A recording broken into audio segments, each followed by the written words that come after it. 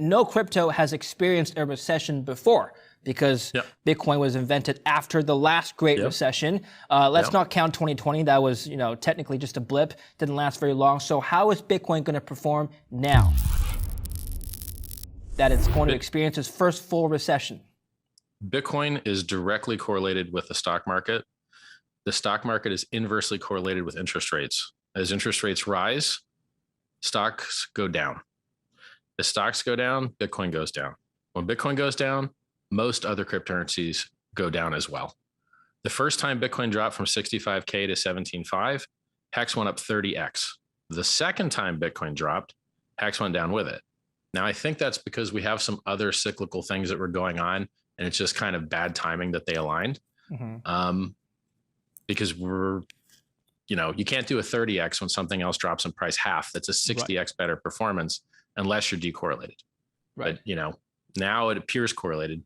So it's like, as long as they're raising interest rates, stocks will go down, consumer spending will go down, especially luxury goods. I called the Rolex.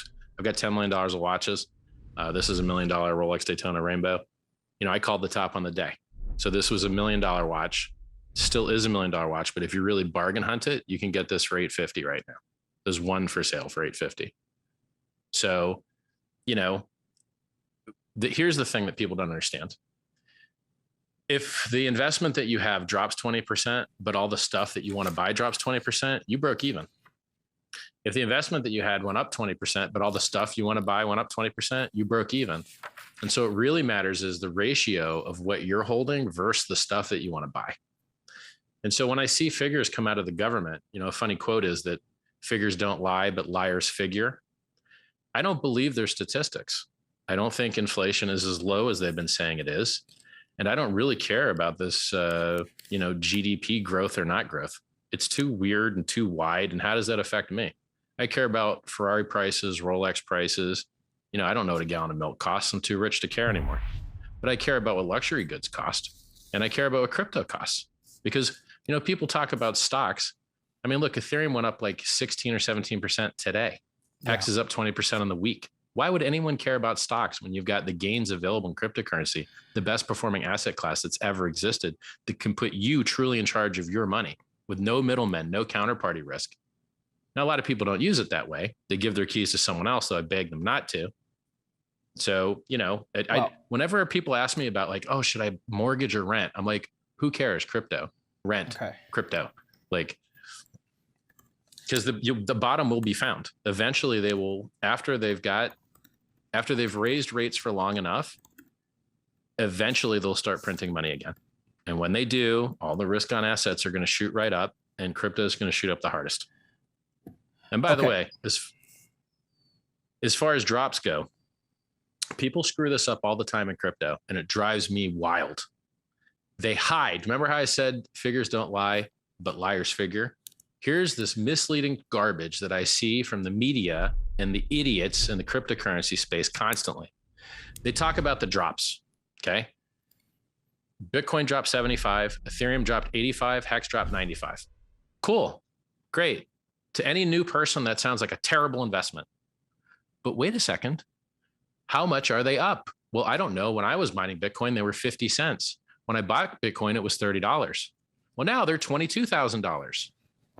But what about that 85% drop? Well, you see, let's take a 90% drop. A 90% drop only cancels out a 10x. So if you go up 10x and drop 90%, you're back where you started. Well, HEX went up 10,000x. And so if it drops 90%, it only cancels out 10x. It did a 10,000x. Bitcoin did a 690,000x. Ethereum did a 14,000x. Actually, I think Bitcoin did a 69,000x. It only went up 690 million %. So it went from, let's say, a penny to 69,000. So it'd be 69,000 times 100. Anyway, it all depends on when you bought it. These drops don't matter. It all depends on when you bought in, right? I mean, last year we were talking, and if you had bought it in HEX at exactly when we talked last year, you would be down. Yeah, but that's what crypto does. I'm the guy that popularizes the 85 and 95% dips because they're on the chart. Volatility is the price you pay for the best performing asset in history. If you have a very, very short time horizon, you can get wrecked in any speculative instrument. I mean, what, Amazon's down 20, 30, 40, 50%. Yeah. Is Amazon a scam? Amazon went down 95% in the year 2000. Is it a scam? No. Like, volatility is a function of the humans. The price volatility is not something you can program away. It's humans thinking something's worth more, and then they think it's worth less. It has nothing to do with the actual product. It has nothing to do with the coin. It's a function of human psychology. They want it when the price is going up, and the price goes down, they want to sell the bottom.